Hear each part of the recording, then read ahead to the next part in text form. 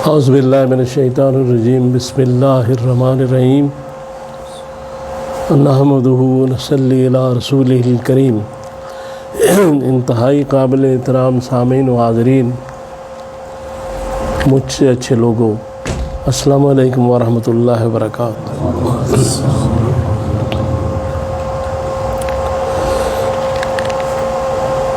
آج کا جو موضوع ہے بہت نازک ہے۔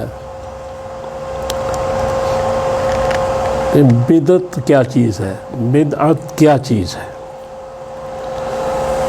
اس کو سمجھنا بڑا ضروری ہے۔ تو بدعت کی تعریف یہ ہے کہ کوئی بھی ایسا کام جو بظاہر مباح ہو، اچھا ہو،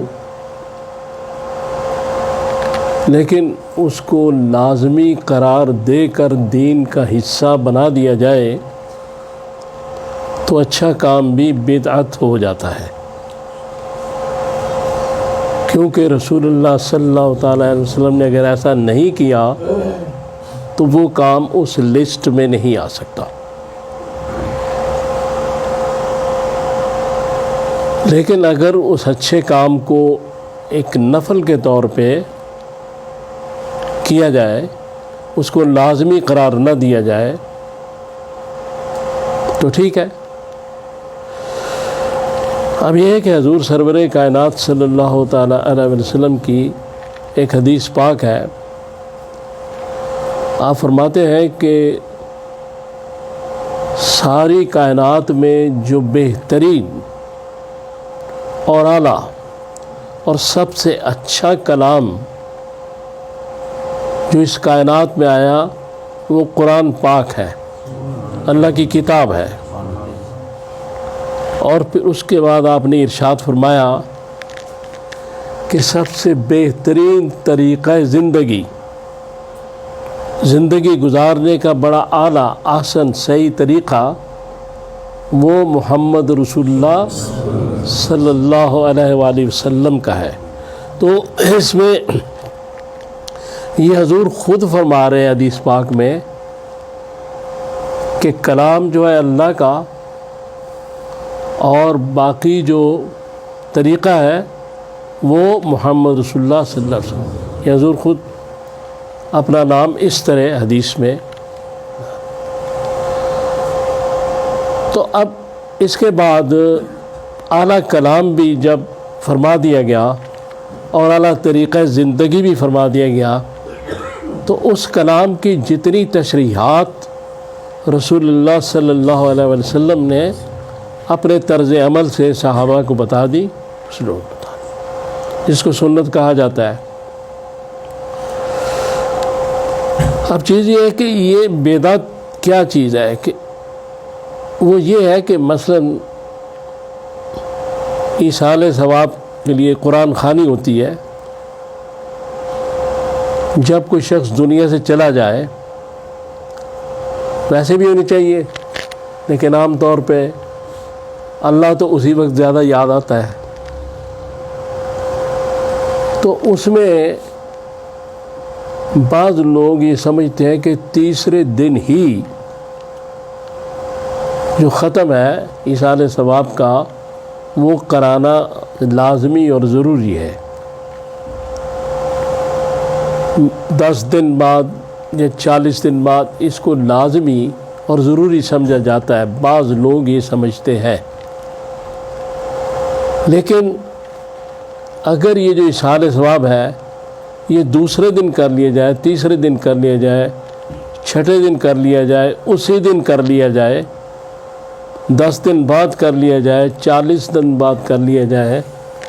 تو اس میں کوئی حرج نہیں۔ اس میں لازمی طور پہ فلاں دن کرنا، اسی قرآن پاک کا پڑھنا اور ایصال ثواب لازمی اس دن کرنا، اپنی طرف سے جب لگایا جائے گا تو بدعت ہو جائے گا۔ اس لیے اس بات سے ڈرنا چاہیے، چونکہ حضور صلی اللہ علیہ وسلم کے نہ کوئی برابر کھڑا ہو سکتا ہے آگے جانے کا تو سوال ہی نہیں پیدا ہوتا، برابر بھی نہیں کھڑا ہو سکتا۔ جس طرح اللہ کے ساتھ کسی کو شریک نہیں کیا جا سکتا، اسی طرح محمد رسول اللہ علیہ وسلم کا جو معاملہ ہے، جو ان کی نبوت ہے، رسالت ہے، اس کے ساتھ تو نبی بھی کوئی کھڑا نہیں ہو رہا، وہ امام الانبیاء ہیں۔ تو ان کے دین میں اپنی طرف سے کوئی چیز ڈال کر اسے لازمی قرار دے دینا، تو یہ پھر رسول اللہ صلی اللہ علیہ وسلم کے بعد خلاف جاتی ہے اور مناسب نہیں۔ باقی جتنے بھی نیک کام کیے جائیں، جو مباح ہیں، اچھے کام ہیں، کیے جائیں، کوئی اس میں حرج نہیں، لیکن ان کو لازمی قرار دے کے اسی طریقے سے کرنا جو طریقہ شریعت سے یا رسول اللہ صلی اللہ علیہ وسلم ثابت نہیں ہے، وہ بدعت ہے، لازمی سمجھنا۔ اس لیے کہ یہ جو چیز ہے بدعت جو ہے، یہ ایک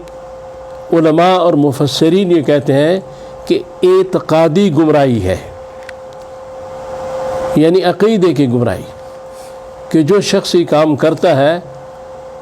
وہ یہ سمجھتا ہے کہ میں بڑے ثواب کا کام کر رہا ہوں، بڑا اچھا کام کر رہا ہوں، اس میں کون سا گناہ ہے، لیکن جب وہ لازمی سمجھ کے جس کو رسول صلی اللہ علیہ وسلم نے لازمی قرار نہیں دیا وہ کر رہا ہے، تو وہ کام جو ہے وہ خسارے میں جائے گا۔ جیسے سورہ کہف کی آیت نمبر 103 اور 104 میں بات کی گئی کہ رسول اللہ صلی اللہ علیہ وسلم سے کہا گیا کہ کیا آپ انہیں کہیں کہ میں آپ کو بتاؤں کہ کون لوگ خسارے میں ہیں،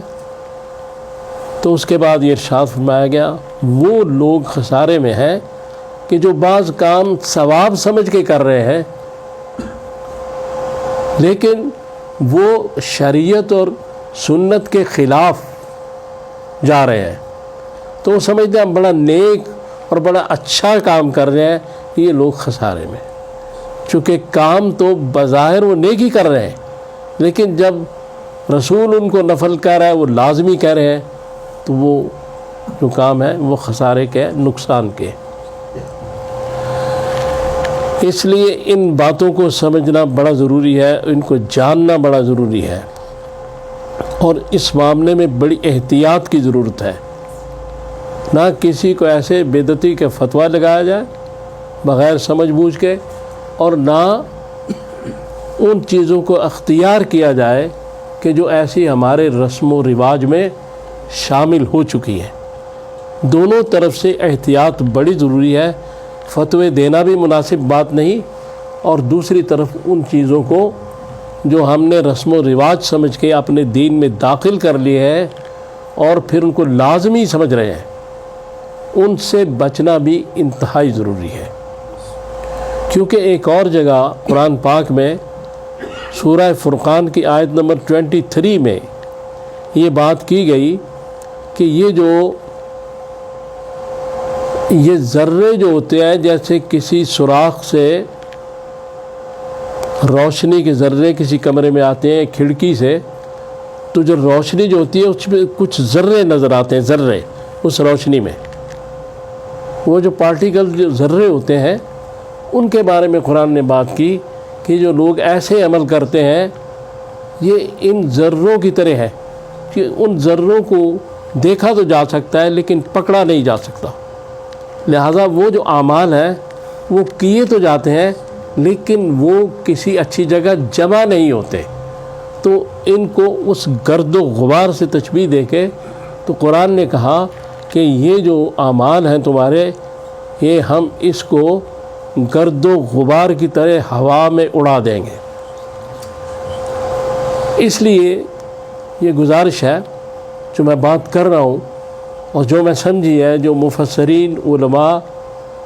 قرآن اور حدیث کی روشنی میں، وہ میں آپ کے سامنے پیش کر رہا ہوں کہ جب رسول اللہ صلی اللہ علیہ وسلم نے کسی شے کو نفل کہہ دیا تو اس کو کوئی شخص بھی اس روئے زمین پہ سنت واجب یا فرض نہیں بنا سکتا۔ جس کو سنت کہہ دیا اس کو واجب نہیں بنا سکتا، جس کو واجب کہہ دیا اس کو فرض نہیں بنا سکتا، اور جس کو فرض کہا اس کو نفل نہیں بنا سکتا۔ لہذا حضور سرور کائنات